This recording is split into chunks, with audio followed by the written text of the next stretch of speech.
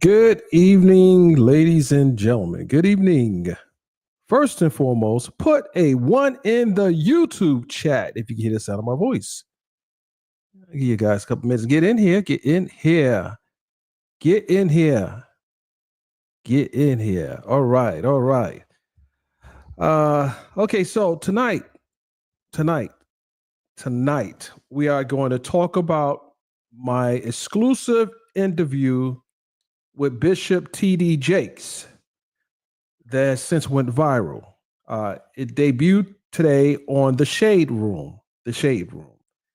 Some of you say, Mr. Byron, why didn't you debut it here? I go where the money resides. But listen. Let me say something. For those who might think that you guys not out here working, I'm out here working. I'm not on YouTube all day. I'm working. But with that said, I conducted an interview with TD Jakes before Sean Combs got arrested. This was an exclusive interview. I didn't put it out. Guys, as a matter of fact, before I say that, I do licensing deals all over the world, not just in America. I've done licensing deals internationally with some of my proprietary content. And some of you might not understand the business of what I do, but nevertheless, it's still what I do. And when you are the owner of your work, you can put it out whenever to whomever for whatever price you negotiate. With that said, very rarely I just give content away. Just because it requires a lot of effort to be able to acquire a certain type of content. And when I tell you guys, there's a lot of drops coming real soon. But I said, let me stun a little. I was, yesterday I heard some like a little crackling, a little, what do you call it? I don't know, a gnat. It was like a gnat flying in the air. I said, wait a minute, get that gnat away from me. Let me let me stun on him a little bit. With that said, the interview I did with TD Jakes, it was during a award ceremony, and I caught him arriving. I was the first person to interview him, and there was a picture, if you guys recall, where Mr. Sean Combs, music mogul Sean Combs, was laying on his shoulder. People didn't understand where that was coming from. Some people didn't. I knew what it was.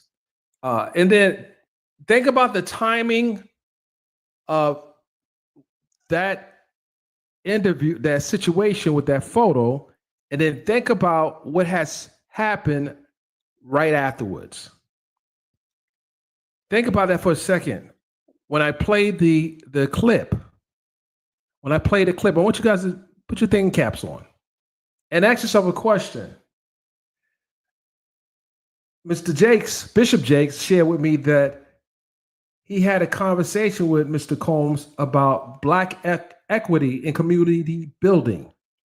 Black equity and community building. Let that sink in. Forget the noise in the background. Let that sink in.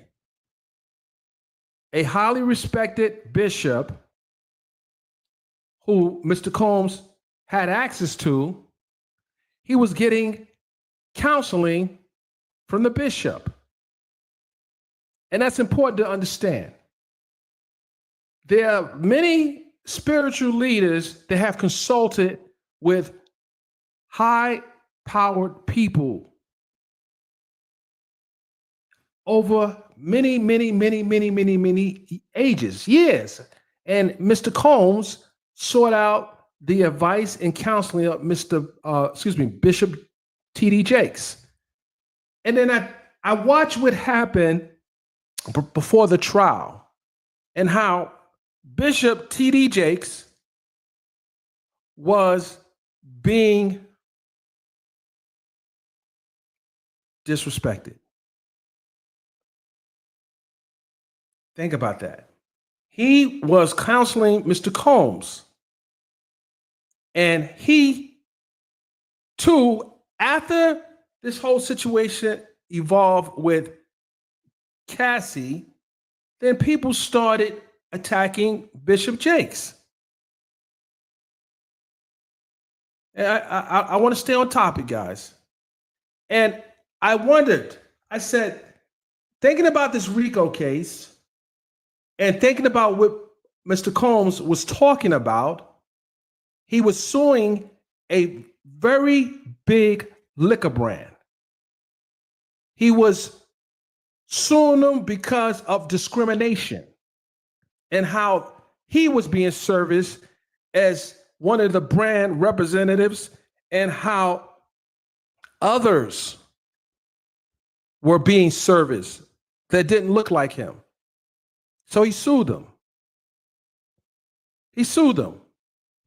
And I'll say this for those who don't know, or those who are outside the club, no pun intended. Mr. Combs has participated in a lot of things involving Black equity and community building. He got the key to New York City. But unfortunately, that video surfaced and Mayor Adams rescinded it just before Mayor Adams was indicted by the Southern District of New York. Follow along. I don't think anything happens in a vacuum. I don't think so. And if you listen to what he said and think about, there could be a bigger picture here.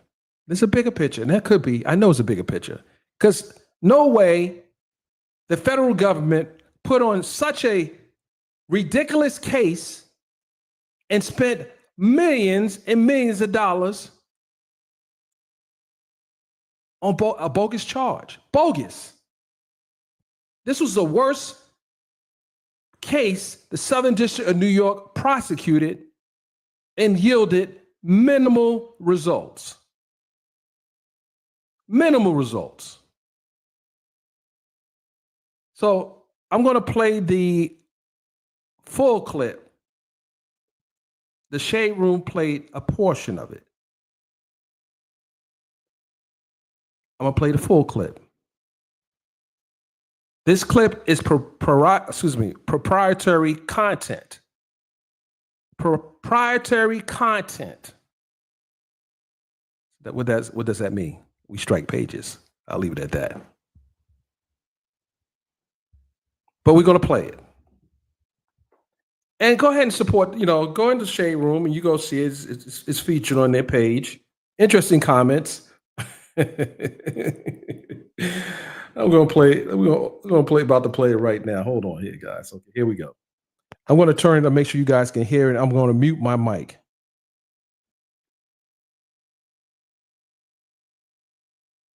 First question, sir, is first of all, welcome to Atlanta. I know the heat is hot in there, but we got it bad here right now. Yeah, I see. I'm surprised. Let me ask you a question. With all the mass shootings happening in churches right now, especially one in New York and Uvalde, what advice are you giving other church leaders on how they should secure their facilities? It's so, each case is so different that it's difficult to anticipate which way we're going to be confronted. From theaters to churches, we're all having the same kind of problem. But we're trying to figure it out together as best we can. In that last case, he was an attendee that attended that church. So that's a surprise. So we're all rethinking how to best fight this problem. A couple of days ago, I saw a picture of Puff Daddy laying on your shoulder. What advice were you giving him about forgiveness? Well, I don't know that it was about forgiveness. I was really focusing. We talk a lot. We talk about Black equity. We talk about the Black community. To me, hip hop is the preachers of street, And so to have an opportunity to cross-pollinate and share ideas together about how we can have upward mobility is a powerful thing. First question, sir, is first of all, welcome to Atlanta. Thank you. I know that. Okay, you guys might have had a little problem hearing that because it was outside of an event that happened in Atlanta. So you hear the MC in the background, but it's much clearer on the shade room. So you can go over to the shade room and you can actually see the video. This is audio that I'm playing, but the video is actually on the shade room. And I'm not playing the video right now just because there's an embargo. There's an embargo. And I don't know if anyone knows what an embargo is. When I license content, I create embargoes for certain brands based on, the rollout. And for those who don't know what that means, hit me up on my DM and we can give you a little education on that. But with that said, Bishop Jakes spoke about how often he talks to Mr. Combs, counseling. A lot of you twisted that. A lot of you twisted that counseling into something sinister without zero proof. And just said the weirdest stuff without any proof. Any proof. Just saying anything. Notice how I was very respectful speaking to the bishop. No different that I would be respectful speaking to you, your mama, your papa, or anyone, especially mine. But what we saw unfolding prior to or during this whole situation with Mr. Combs was a heartless attack on the bishop. But now people are radio silent. I saw a content creator that was a bodyguard in the late 90s talking about Mr. Bishop Jakes. I'm like, anyway, I'm gonna be nice. These are the type of people that spread propaganda without any proof. Just says anything. Says anything. But Mr. Combs was simply trying to get some counseling on how to distribute Black equity and help Black equity prosper in America and community building. Now think about that. So some of you content creators that is trashing Mr. Combs right now, ask yourself a question. What have you done for your community? And what have you done to promote Black equity?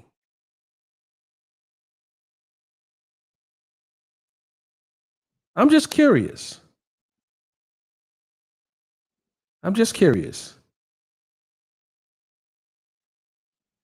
Put a 1 in the chat if you understand what I'm talking about. Put a 1 in the chat if you understand what I'm talking about. And that's for those on YouTube, because some of you I think even if you're on Twitter, you can put a 1 in the chat if you understand what I'm talking about. But at the end of the day, this is something that should be explored. This is something that should be considered as one of the possible motivations for going this aggressive against Mr. Combs.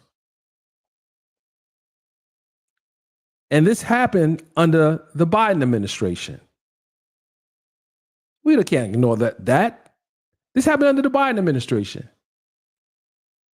Mr. Combs talked about starting a Black political party. What effects would that have had on the other two parties with Mr. Combs' influence? And Mr. Combs and his businesses had major influence. Just think about all the money he made with Sean John, Ciroc, and his influence. For those who understand, influence moves mountains. Moves mountains. And he had that influence. So if he would have started a black political party, it would have diluted the votes going to the Democrats greatly.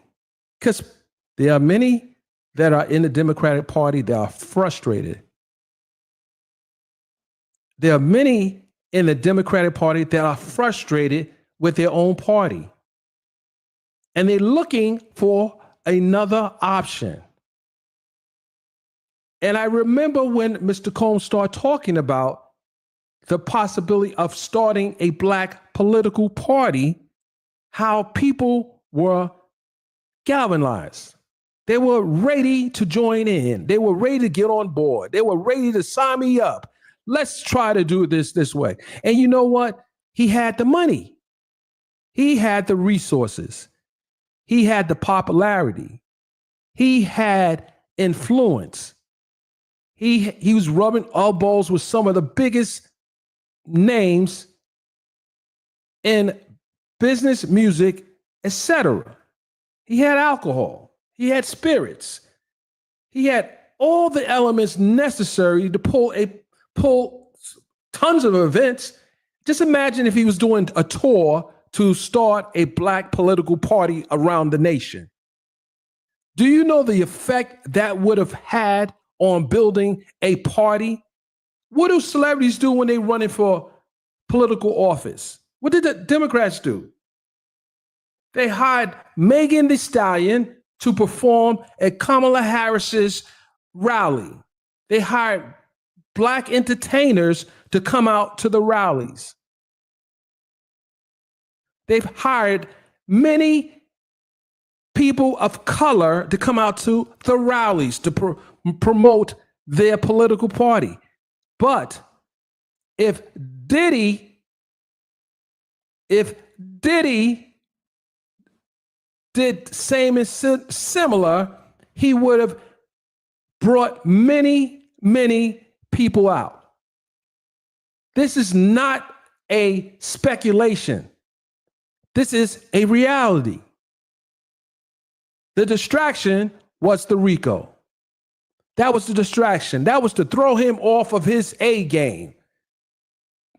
I'm telling you, I've been around a long time, and I know plays. I know chess moves. I know the effect of another party that is targeting people of color. Just think about that for a second. While some are running around, stepping and fetching, there's some that have plans but didn't have resources. There are some who've had plans but didn't have resources. Well, Sean Combs had plans and the resources and the wherewithal to do it.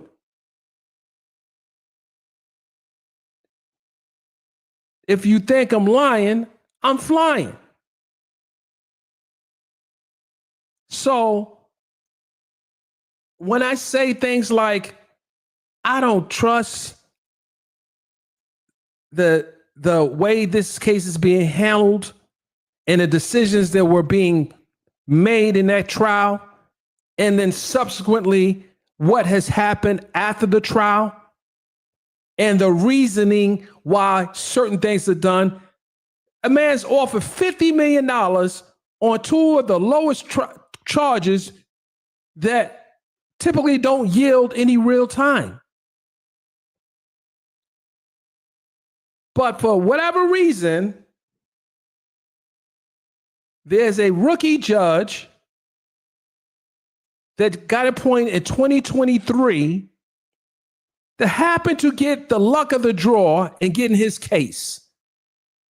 The most inexperienced district judge in the Southern District of New York for a RICO case. He gets it. He pulls the straw. How did that happen? When there are more experienced U.S. district judges, well, I don't like to be a conspiracist, but it didn't feel right.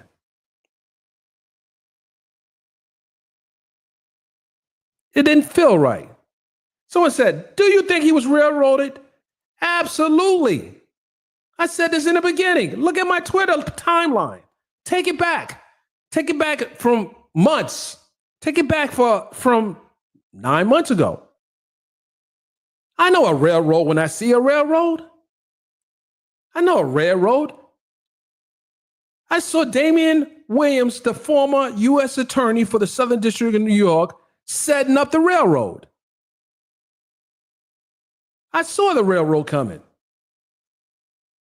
I saw the play. Remember, ladies and gentlemen who are in America, remember the history of America. I saw the play. But no, Mr. Byron, you shouldn't be saying stuff like that. You better be quiet. You better be quiet. Don't say nothing. People start thinking. Hopefully that is the goal, for them to start thinking. So you got a man that is sitting in MDC on 2-man acts. 2-man acts. There's something special coming down the pipeline, I hopefully this week. And there's some discussion that we're going to talk about the Mann Act, but that's not for me to announce right now, because there are other people that will be, let's just say, I can't say too much, but something's about to come down the pipeline. I'll say that. But just think about that. Just think about it. This guy had the power, the resources to literally start another political party. Yes, it wasn't about trafficking and arson and all that. They knew this stuff was bogus. They rolled up in this man's house, carried boxes and boxes and boxes of baby oil and Astroglide. They bought an armored tank and knocked down his gate. They rolled it on his Star Island home. They did all this. They caused in that raid, the destruction that was created in that raid was expensive. The government spent millions of dollars to go after Mr. Combs, millions of dollars. And you had these seasoned prosecutors that couldn't put this case together, or they did put a case together they didn't have. They didn't have it. They did not have what was necessary to get a conviction. But you had to know that going in. This is not trial and error. Let's see what we can get out. Let's see if we can keep playing the video of Cassie being assaulted at the Intercontinental in 2016. Let's see how many times we can play it. Repetitive, slow-mo, speed up, stop, look, listen, and try to get a reaction. I sat in the courtroom. I sat in the main courtroom 90% of the time. Then the other 10% of the time was outside. But that 90%, I saw the key testimony. And I can tell you, playing that tape, they gambled. They were playing to the heartstrings of the jurors. And they hoped the jurors would have bought into it and showed the video. Just think about it. If you got a whole RICO case, but you're showing a video that he's not charged with, where's your case at? You mean to tell me you charged him with arson and kidnapping, but then when you hear the testimony, which they heard it in advance, because they interviewed multiple witnesses many times. One witness was interviewed over 27 times. So what were you doing to interview someone 27 times. Think about that, 27 times. 27 times. What was it that you forgot to ask on the 26th time or the 25th time or the 24th time that you need to interview for the 27th time? It made no sense. So the witnesses that they had, they interviewed, that's where they were running the budget up. They were they were running the budget up. They were running the budget up. Let me say something. If you have reached the pinnacle of Puff's success, you too will have enemies. You're going to have enemies if you reach that level of business. You show me one person going from the owner of Amazon, Jeff Bezos, who don't have enemies. Elon Musk has enemies. Sean Carter has enemies. Beyonce has enemies. Donald Trump has enemies. You don't reach the pinnacle of your career and to that level of success and not have enemies.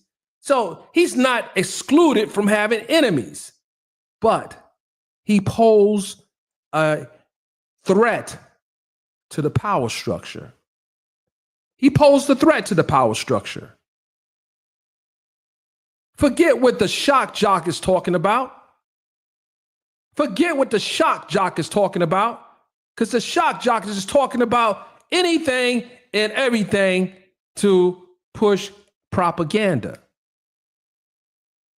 And that's real. I don't know if you guys know who I'm talking about, but if you follow me, you understand who I'm talking about. You can type it in the chat. Let's see if you guys been following me. You can type it in the chat. But the shock jock has just been doing just the most. Now, Gene, let me tell you something. Gene Dill's a pawn. He's a pawn. There's a bunch of little pawns out there. He's a pawn. He's a pawn. This is his 15 minutes. His 15 minutes will fade. I've seen it many times. The likes of him will fade out. The likes of the shock jock will fade out. They will go on to the next disgraceful campaign to tear down people that are doing million times more than them. Million times more than them. You know what I'm talking about. Bingo. So don't just accept what's on the surface. You got to pull back the layers and ask yourself these questions. Why would any organization exhaust millions and millions of dollars to go after one person for bogus? Just think about that for a second. If you're in business, if you have a small business, you have to decide where is your resources best served. And where will you yield the best results from putting your resources out there? This was a poor gamble that blew up. But then we have the rookie judge that is staying on code. Staying on code. You can't tell me this guy that went to Columbia University and clerked with Justice Ginsburg. Just think about that. He clerked with Justice Ginsburg. Was he living under a rock? Does he understand the historical value of the Mann Act? Of course he understands that. Of course he understands that. But they send someone in that looks a little like Puffy to give the appearance that maybe he's going to be fair because he's kind of looking like Puffy. Actually, anyway, I don't want to go there.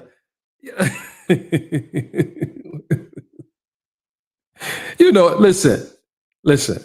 Things that, someone said, who's the shock jock? Things that's understood don't need to be said. Things that is understood don't need to be said. Things that is understood don't need to be said.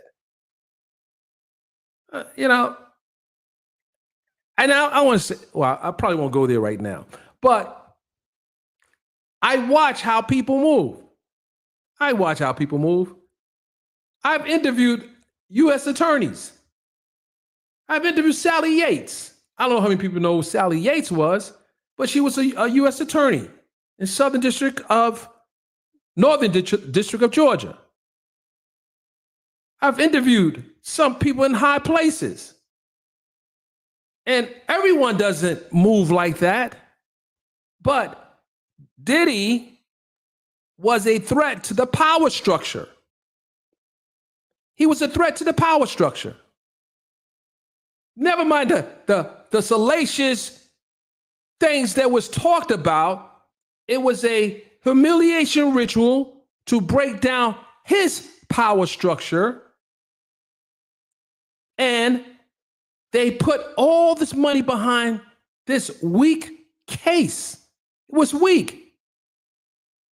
No way in the fourth week, I'm still saying, where's the RICO? Every time I listen to a witness, I'm like, so why are we here again? Why are we in this room? We just went through the motions. And there's some that were out there running to their microphones, talking about the judge told Diddy he stopped staring at the jurors. They made a story out of that, and that was nothing. It was a nothing burger, but they ran with it like it was something. Now, I want to know, why are we sitting in this courtroom with this multimillionaire that has been contributing to the community, the Black community, his plan was to build Black equity and community building? Why are we sitting in this courtroom? Why are we sitting in this courtroom? Because the jurors saw it. That's the one thing about the New Yorkers smell BS a mile away. So the way the voir dire process went and the picking of the jurors, it was masterful. If you go back and you guys if you don't have the transcripts, I have them. The picking of the jurors, the questions that were being asked by the lawyers, I saw what they were doing. And think about this. One of the most expensive RICO prosecutions in America. And Diddy matched their energy. Diddy matched their energy with his resources. So think about the people who don't have Diddy resources that gets railroaded every day. They get slaughtered. They get slaughtered. Because there's many things that Diddy had that many criminal defendants don't have. They don't have the ability to have juror experts to be able to read the jurors. They don't have the resources to have 10 to 12 lawyers in there to match and exceed what the prosecution had in there. They don't have the resources to fight all the prosecution's expert witnesses with their research. There's a lot that Diddy had that many don't have. But when he proved that he can beat the government, what happens? You have a judge now that says, wait a minute. Not so fast. Diddy, do you really want to go home? Mr. Combs, do you really want to go back to the MDC? What was the purpose of doing that? What was the purpose of doing that? His family, his kids are sitting in, his mother's 84-year-old mother is sitting in the courtroom. They're looking, because they come in, they believe that this scale of justice, the blind lady of justice, is fair. Then you have the rookie judge that makes that kind of statement. And now the family's like, what the heck is going on? These young adults is watching this play out.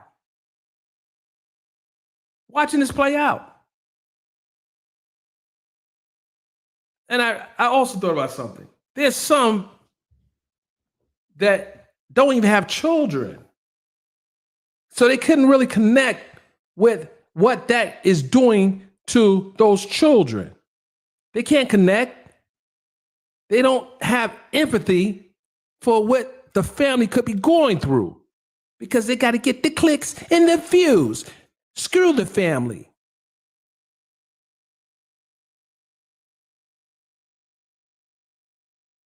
Just think about it for a second. That judge at that moment did not have empathy for Mr. Combs' family, even though Mr. Combs said to the judge, "Sir, Your Honor, I believe you've been fair. I believe you've been fair, but I wish not to testify." Very smart move. That's one piece on the chessboard that the government couldn't play against him, because if he would have took the stand, then they would have started talking. Listen, it was a smart move. Don't take the stand. You don't need to. Let's take all the government's witnesses and use them against them. He didn't bring one person in to testify for him. And if you watch the interview that attorney Mark Agnifilo did, he was asked the question about what did he think about Kanye West showing up at the court. Oh, wait, hold on. They didn't know he was coming there. They didn't know that, but they didn't need it because they were already on a roll. They were already on a roll.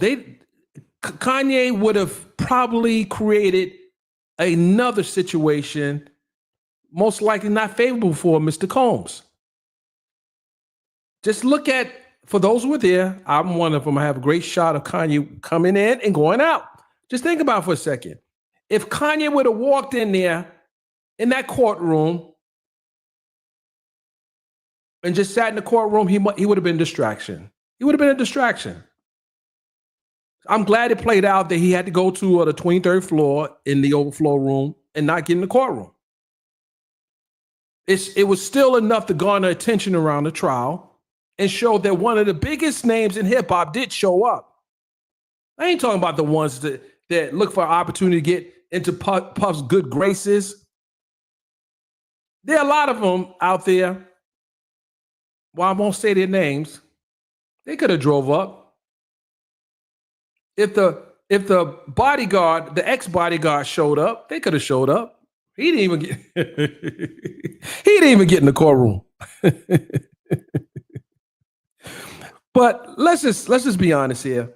Diddy posed a threat to the power structure. He posed a threat. He posed a major threat to the power structure. Don't hang your hat on his bedroom behavior. Hang your hat on the threat he posed for the power structure in America. Diddy's no little fish. Diddy was making power moves. Power moves. And they knew that. They knew he had the ability to change the trajectory of the political power structure in America. And if you agree with me, put a 1 in the chat, ladies and gentlemen. If you agree with me, put a 1 in the chat.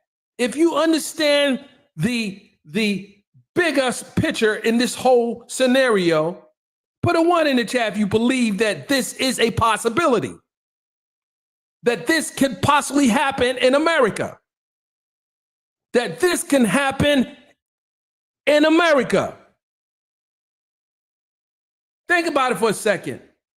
Bill Cosby wanted to purchase a share in NBC. What happened? What happened? He signed an agreement with the prosecutor in a previous case where they shouldn't have brought it up. It was already, he talked to them, he did a proffer, he spoke, and it was supposed to be, no, you can't bring this up no more. They figured a way to bring that back after they heard that he was going to take his millions and millions of dollars and buy some of the ownership of one of the biggest media brands in America. That provided him power. That provided him power. Because if you can control or have access to the major media, you control the narrative. It's just that simple. It's a numbers game. And NBC had the numbers. They didn't know what Bill Cosby was going to do once he acquired the ownership of NBC, a portion of the ownership. They didn't know what he was going to do. And think about Diddy. Diddy purchased Revolt. He had branded Revolt. He gave deals to people like the Breakfast Club where they can stream their content on Revolt. He gave deals to people for news shows. He was on the way. This is an attack on his power. This was an attack on his power. This was clearly an attack on his power. And they saw how influential he was. They knew that if he kept on that momentum, he would be a danger. He would be a danger.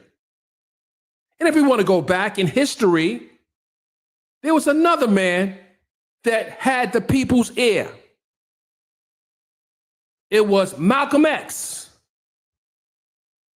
It was Dr. King that had the people's ear. Think about it for a second. Both of these individuals had the people's ear. And they were heading to a point of bringing in more people to create a movement. But some of you don't want to have that conversation. You don't want to have that conversation, but it's a real conversation we should have. We don't have time to have goofy conversations. We don't have that kind of time anymore. That time is up. There's been an elimination of certain things in this country that we fought to have so we can have equity, inclusion. We were losing that. Diddy wasn't trying to go that direction. The other guy's is going that direction right now. Diddy wasn't trying that. So I didn't think Trump can prove me wrong. But him pardoning Diddy would go against the bigger scheme of things, because Trump pardoning Diddy, just think about it for a second. That still would create a similar scenario. The Democrats did not want Diddy to start a black political party. So why would President Trump want Diddy to start another party? There was just a chatter of Elon Musk talking about starting a party. Oh, now there's a problem. We got problems with Elon now. Elon wanted to start a party. There's problems. Maybe we should deport him. Maybe we should just ban his cars. Come on, guys, wake up. I'm not just talking mess. Wake up. Look at the plays. This stuff just don't, come on. Diddy was on a trajectory to have a black political party. And he brings out the people. He brings out the people. And everywhere from unfortunately, he has brought so many people out. Some people lost their lives. And I'm talking about the thing that happened in City College in New York. But he draws the people out. Look at it now. He's drawing people out that want to file lawsuits. They want to file lawsuits, make up stuff, just say anything. I combed through some of the civil suits. I looked at them. I said, wait a minute. This ain't going nowhere. Everyone's coming out the woodwork. Everyone wants to sue now. Oh, he hit Cassie off with 20. He paying his lawyers all that. He got money to spare. They wanted to take everything he owned. Had they convicted him of the top counts, they would have took everything he owned. But God had a different plan. God had a different plan for Diddy. God had a different plan for him. You don't say, Mr. Byron, don't bring religion. No, I'm telling you, there was a different plan. And I'm going to tell you something. The robotic prosecutor during her closing, or I'm not going to talk about the prosecutor, but she didn't connect with the jurors. It was just clear. She didn't connect with the jurors. She didn't connect with the jurors. Mark Aniflio did. He talked plain to them. He talked to them like New Yorkers talk to New Yorkers. He wasn't hitting with fancy words and hitting them with the Black's Law Dictionary. That was for the judge to do. He just kept it basic. Explain what it really was. Astral glide and baby oil. They went in there and it came out with astral glide and baby oil. That's what he said. And if you were sitting in that courtroom when he said that, everyone started laughing. It was so powerful. Don't let the people that have a different agenda tell you it wasn't. It was powerful. It was powerful. It was very powerful. I'm going to be honest. I saw Johnny Cochran have one of those moments. The late Johnny Cochran. And I saw Mark. That was his moment. That was his moment right then. I watched him. I'm going to just, I don't want to go too far off. As he prepared to get ready for his closing, I watched him. I could close my eyes and tell you exactly what he did. He walked jurors to the right. He was right by Mr. Combs, talking to him for a little bit. Then he walks to the left of the courtroom. He shakes his colleague's hand. He's cool and calm and collected. He steps up. He steps up. It was a little low starting out. And he let him know that I may not talk as loud as the other people, but you're going to understand what I'm saying. I'm telling you, ladies and gentlemen, this thing is bigger than astral glide and baby oil. Then I read the judge's order, the last one on his denial of bond. And I'm saying to myself, he actually said, I ain't got that many days in there. MDC's pretty much, it's not really that bad. But he's setting the people up. I see the play. I'm telling you, I see the play, what's happening. You're not going to like what I saw, but I saw what I saw. There is no way that you will put an order in that manner and not signal to people that you're going to try to serve him. I will be very surprised, ladies and gentlemen, if this judge doesn't stay on code. I will be very surprised.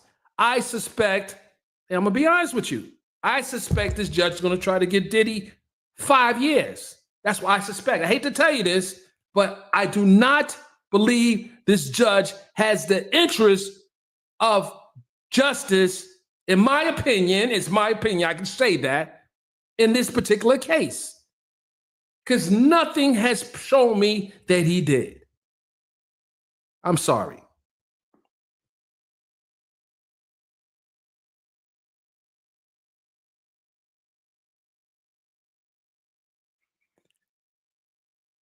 So with that, ladies and gentlemen, we have 49 minutes in. We have 49 minutes in. And some of you are not going to like this. I'm going to say it. I'm going to say it. Some of you may not like it, but I'm going to say it anyway. This thing was bigger than this bogus RICO case. It's bigger than that. Because I thought during this, I thought about something. Kamala Harris and her team reached out to Beyonce, Megan Thee Stallion, and a few other entertainers. Diddy didn't sign on to that. He would have been in that list of top celebrities that who would have pushed to get out the vote. He would have been in that top 10 list. Absolutely. He would have been in the top 10 list. They would have reached out to him, but he wasn't on that.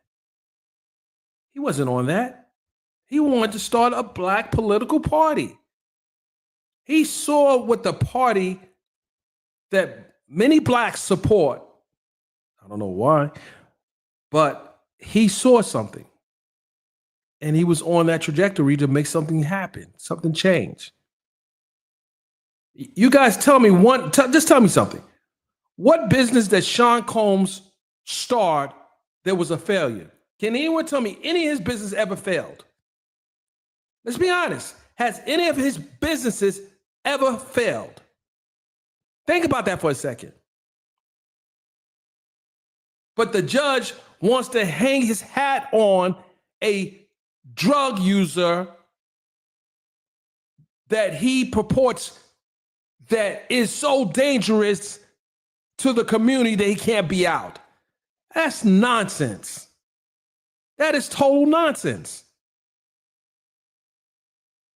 I'm like, this guy is selling us a bad bag of goods to the American people. And he thinks that we, the smart ones, believe that. I don't care what you say on paper, but it is obvious that you have an agenda, sir. You have an agenda that doesn't serve the betterment of society. It doesn't. This guy's feeding thousands of people. Sir, how many people are you feeding?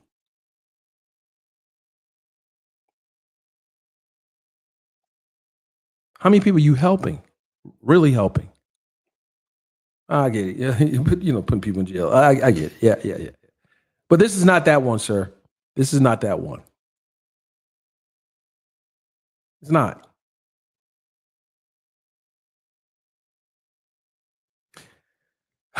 All right, guys. I'm holding back. I'm holding back tonight, ladies and gentlemen. But listen, if we really want to have that a really candid, open conversation, make sure you sign up, get into the membership, and then turn your notifications on, and let's have some real conversation. Because there's some other things I want to share with you guys, but everything's not for everybody. It's just not. I'm sorry, it's just not. Because some of you won't get it, some of you will. And like I said, remember some of the most powerful people that are not with us anymore. What were they trying to do? They tried to put a Mann Act on Dr. King. When they realized they couldn't do that, someone assassinated him. They had some flunkies that went into the Audubon ballroom and assassinated Malcolm X. You got some flunkies that fell for the okie doke, and Malcolm X got assassinated. But we can't have these conversations now because everybody's not ready for that. You're not really ready for that conversation.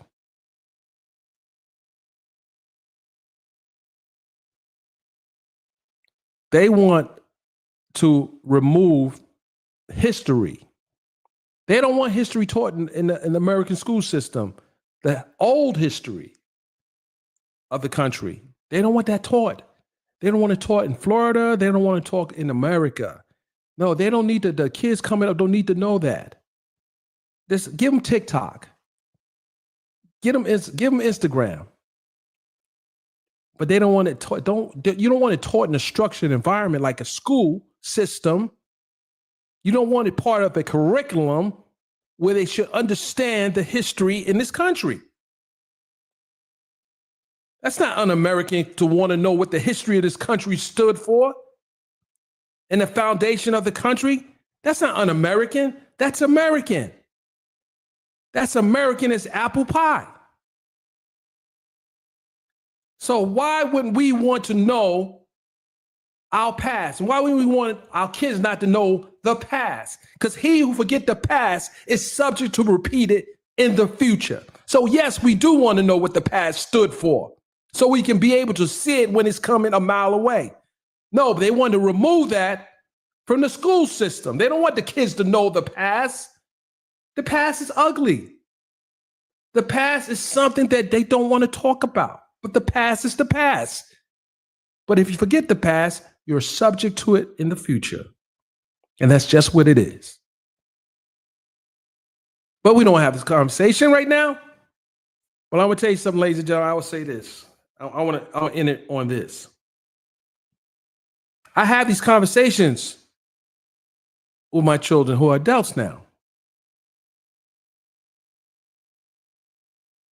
You got to talk to them. You got to share the stuff with them. You got to let them know, keep them informed so they can tell their people.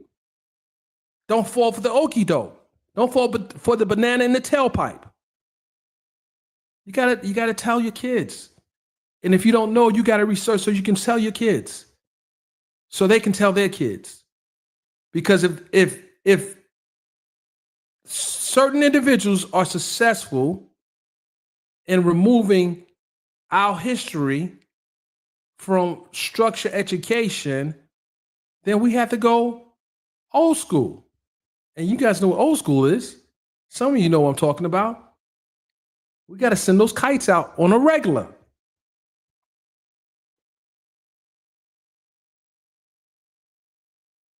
I'm telling you guys, I'm not just talking, but some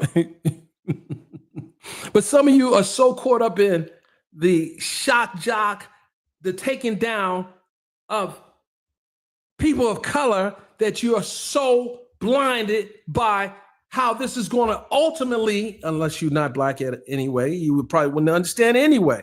You are doing what you were planted to do. You are doing what you were planted to do. You say, Mr. Byron, you sounded kind of radical. No, I'm not radical. I'm informed. I'm not radical. I'm informed.